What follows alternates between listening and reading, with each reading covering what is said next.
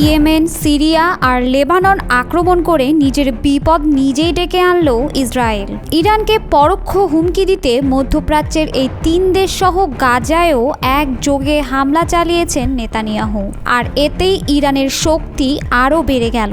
এবার মধ্যপ্রাচ্যের দেশগুলো জোট করে ইরানের নেতৃত্বে বড় আক্রমণ চালাবে ইসরায়েলে। এর আগে ইসরায়েলকে লক্ষ্য করে ইয়েমেনের হুথি বিদ্রোহীরা 2 ব্যালিস্টিক ক্ষেপণাস্ত্র হামলা করে। ইসরায়েলের মধ্যাঞ্চল, জেরুজালেম ও অধিকৃত পশ্চিম তীরের কিছু অংশের আকাশে এই হামলা করা হয়। যদিও ইসরায়েল দাবি করেছিল তারা এই ক্ষেপণাস্ত্র সফলভাবে প্রতিহত করেছে।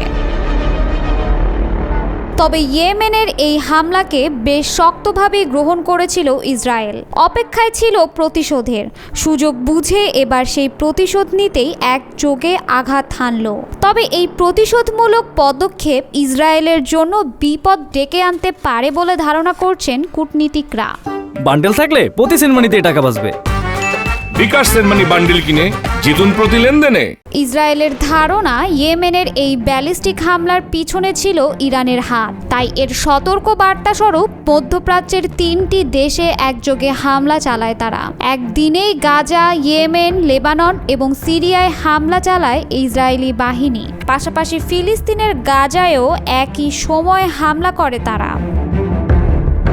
মাগরিবের নামাজের পর হুথি সংগঠন নিয়ন্ত্রিত ইয়েমেনের বন্দরনগরী হুদাইদা সহ আরও কয়েকটি শহরে তাণ্ডব চালায় ইসরায়েলি বিমান বাহিনী। স্থানীয়রা জানান, তারা যখন নামাজ পড়ছিল তখন আকাশ থেকে বিমানগুলো উড়ে এসে আঘাত হানে এখানকার কারখানায়। কিছু মানুষ ভেতর থেকে দৌড়ে বের হতে পারলেও অনেকেই ভিতরে আটকা পড়ে মারা যায়। ইসরায়েলি প্রতিরক্ষা বাহিনী আইডিএফ তাদের প্রতিবেদনে জানায়, ইসরায়েলের আন্তর্জাতিক বিমানবন্দরে হুথিদের ব্যালিস্টিক হামলার জবাবেই শত্রুদের লক্ষ্য করে এই হামলা চালানো হয়েছে। ইসরায়েলের 20টি ফাইটার জেট একযোগে ইয়েমেন, লেবানন, সিরিয়া এবং গাজার হামলায় অংশ নেয়। তবে আল জাজিরার প্রতিবেদন বলছে ইসরায়েলের 30টি ফাইটার জেট এই হামলায় অংশ নিয়েছে। আর পুরো হামলাটি তেল আবিবের বিমান বাহিনীর কমান্ড সেন্টার থেকে পর্যবেক্ষণ করেন ইসরায়েলের প্রধানমন্ত্রী নেতানিয়াহু। ইসরায়েলের এই হামলায় বহু প্রাণহানির ঘটনা ঘটেছে বলে জানা গেছে। অতর্কিত এই হামলায় এখন মধ্যপ্রাচ্যের দেশগুলোতে এক ধরনের আতঙ্ক বিরাজ করছে। এই হামলা আরব বিশ্বের জন্য একটি হুমকি হিসেবেই দেখা হচ্ছে। এদিকে লেবাননের পূর্বাঞ্চলীয় উপত্যকা সংলগ্ন জান্তা শহরের উপকণ্ঠ সারা পর্বত ছাড়াও দেশটির বেশ কিছু অঞ্চলে হামলা চালায় আইডিএফ। এই হামলায় ইসরায়েলি বাহিনীর মূল লক্ষ্য ছিল হিজবুল্লাহ সংশ্লিষ্ট অবকাঠামোগুলো।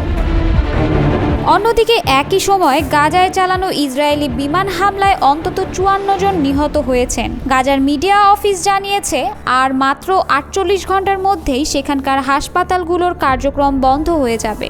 ফলে হাজার হাজার অসুস্থ ও আহত মানুষের জীবন ঝুঁকির মধ্যে রয়েছে। খবর আল জাজিরার। ইসরায়েলের এই হামলাকে ইরানের জন্য বড় সতর্কবার্তা হিসেবে দেখা হচ্ছে, কারণ ইসরায়েলে হুথি হামলা চালালেও এর পিছনে ইরানের হাত আছে বলে দাবি করেছে নেতানিয়াহু সরকার। যদিও এই অভিযোগকে ভিত্তিহীন বলে আসছে তেহরান। ইসরায়েলের এই হামলায় ভয় বিরাজ করছে মধ্যপ্রাচ্যে। এই ভয় থেকেই ধারণা করা হচ্ছে শক্ত জোট বাঁধবে আরব দেশগুলোর মধ্যে। ইসরায়েলের পক্ষে অবস্থান নেওয়া সকল আরব দেশই এখন হতে পারে ইসরায়েলের লক্ষ্য। এই ধারণা থেকে একটি শক্ত জোট একত্রে কাজ করবে ইসরায়েলকে প্রতিহত করার উদ্দেশ্যে। এতে করে ইসরায়েল এবার শক্ত প্রতিপক্ষের মুখোমুখি হবে, যা বিপদে ফেলতে পারে ইসরায়েলকে।